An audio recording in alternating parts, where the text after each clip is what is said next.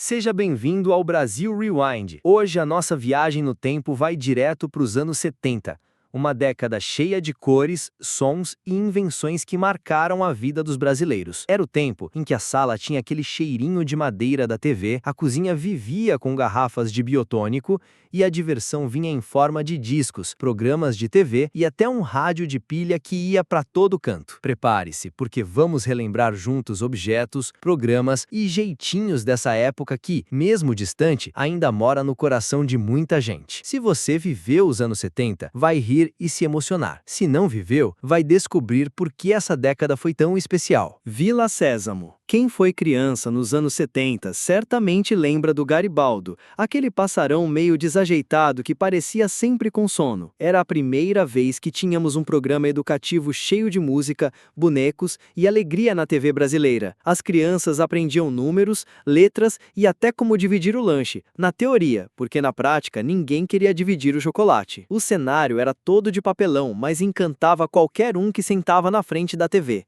Sem falar nas músicas chicletes, que grudavam na cabeça igual propaganda de refrigerante.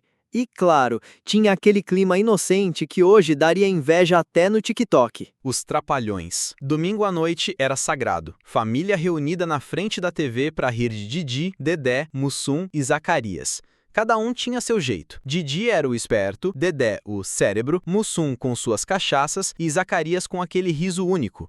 As piadas eram simples, às vezes até repetitivas, mas a gente ria como se fosse a primeira vez. Tinha bordão pra tudo. Ô da poltrona, Cacildes! Era o tipo de humor que unia vó, pai, mãe e criança. Todo mundo ria junto. Os especiais de final de ano eram praticamente uma Copa do Mundo da comédia no Brasil. E quando entrava uma paródia de filme famoso, parecia que eles faziam uma versão melhor que a original. Muitos tentaram imitar, mas nunca houve grupo de comédia tão brasileiro e tão popular. Sítio do Pica-Pau Amarelo. Baseado na obra de Monteiro Lobato, o sítio marcou a infância de gerações nos anos 70. Era uma mistura mágica de histórias brasileiras, folclore e aventuras no quintal da Dona Benta. A Emília, a boneca de pano falante, roubava a cena com suas opiniões afiadas e cheias de humor. Narizinho e Pedrinho viviam entre o mundo real e o fantástico, sempre aprontando alguma. O Visconde de Sabugosa era inteligência pura, mas sempre acabava em situações engraçadas. E claro, não podemos esquecer do tio Barnabé e suas histórias cheias de sabedoria popular. Os efeitos especiais eram simples, mas pra gente eram pura magia televisiva. A Cuca, com aquele "vem cá, menininho",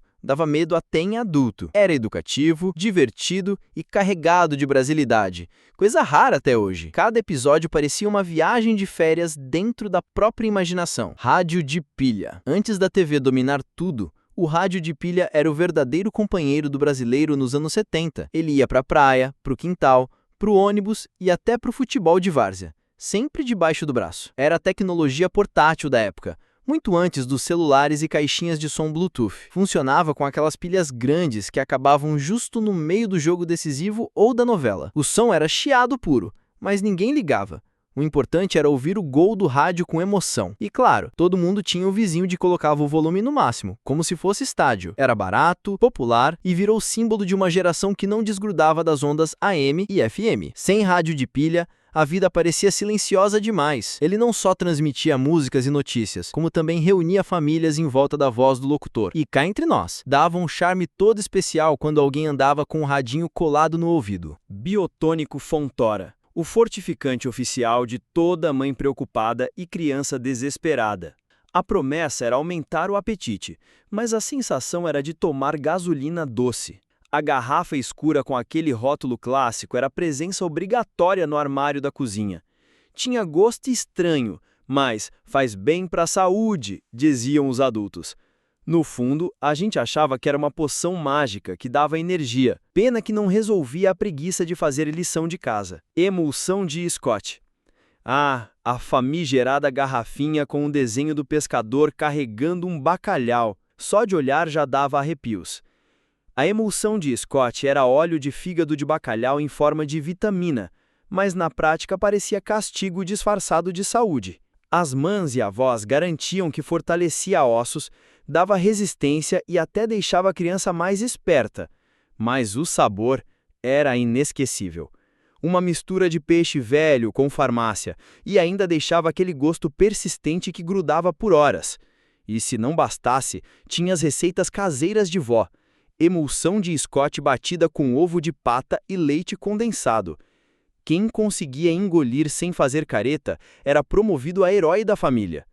E apesar do trauma, a gente tem que admitir, todo mundo que tomou sobreviveu firme e forte. Prova de que funcionava, ou de que brasileiro é resistente mesmo. TV de madeira à válvula. A TV dos anos 70 não era só um aparelho, era praticamente um móvel da casa. Feita em um caixote de madeira robusta, pesava mais que um sofá de 2 lugares e precisava de 2 vizinhos fortes para ser movida. A tela parecia minúscula em comparação ao tamanho da caixa. Trocar de canal era exercício físico. Levantar, girar botão e voltar. Quando dava problema, não era técnico que resolvia, era tapa na lateral, o famoso concerto brasileiro que milagrosamente fazia a imagem voltar. E tinha aquele momento épico de ajustar a antena com bombril na ponta. Mas ninguém ligava. A TV era ponto de encontro, reunia a família inteira, e o cheiro de madeira encerada misturado ao barulho de fundo do chiado ainda é lembrança viva. Era tão imponente que parecia altar, e a sala de estar virava uma igreja, onde o culto era assistir ao jornal ou à novela. Geladeira cor abacate. Nada dizia mais anos 70 do que uma cozinha com geladeira verde abacate. As cores eram ousadas, verde, mostarda e até marrom. Parecia desfile de carnaval das eletrodomésticos. A geladeira fazia barulho de motor de Fusca, mas funcionava firme. Abrir a porta era igual abrir um baú do tesouro. Sempre tinha tubaína gelando lá dentro. O puxador cromado dava um charme chique que hoje parece engraçado. E até hoje, quem tem uma dessas em casa é considerado vintage. Máquina de escrever. Antes dos computadores, a máquina de escrever era a rainha da produtividade ou da dor de cabeça. Cada tecla batida fazia um tec-tec, que parecia música para alguns e tortura para outros. Errar uma letra era quase uma tragédia grega. Tinha que usar corretivo líquido ou aquelas fitas que mais sujavam do que ajudavam. E nada de Ctrl Z. O máximo que dava era arrancar a folha, amassar e começar de novo. Era o reset analógico. O barulho era tão alto que parecia ensaio de escola de samba dentro do escritório. E claro, sempre tinha alguém que enfiava o dedo entre as teclas e ficava com a marca estampada, como o troféu de guerreiro da datilografia.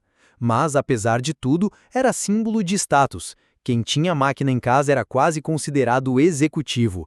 E cá entre nós, bater aquelas teclas com força dava uma sensação de poder que nenhum teclado moderno consegue imitar. Vitrola e discos de vinil. A vitrola era o Spotify raiz dos anos 70, nada de playlist automática, você mesmo tinha que levantar e trocar o disco a cada lado. E claro, sempre tinha aquele vinil que pulava bem no refrão favorito, obrigando o dono a colocar uma moeda em cima da agulha para resolver. O chiado antes da música começar era parte da magia, quase como um aviso de que o show ia começar. E a coleção de discos ocupava metade da sala. Parecia uma biblioteca, só que de bolachões pretos. As capas eram verdadeiras obras de arte, muitas vezes mais bonitas que a música que vinha dentro. Sem falar no drama, se alguém colocasse a mão engordurada no vinil, era briga de família na certa. E quando rolava a festa, a vitrola virava a estrela da noite, com gente se revezando para trocar disco e fingir que era DJ. Era tanta paixão que muita gente ainda guarda os discos até hoje, só para dizer, isso aqui tem som de verdade. E aí, você também se pegou lembrando de quando aos domingos você ria muito assistindo Os Trapalhões? Ou quando a vitrola tocava o disco preferido da família? Cada objeto dos anos 70 guarda não só a memória, mas também a emoção de uma época em que a vida parecia mais simples. Conta aqui nos comentários qual desses itens marcou mais a sua infância ou juventude. E não esquece, curte o vídeo, compartilha com aquele amigo saudosista e, claro, se inscreve no Brasil Rewind para a gente continuar viajando juntos no tempo, porque aqui a nostalgia nunca sai de moda.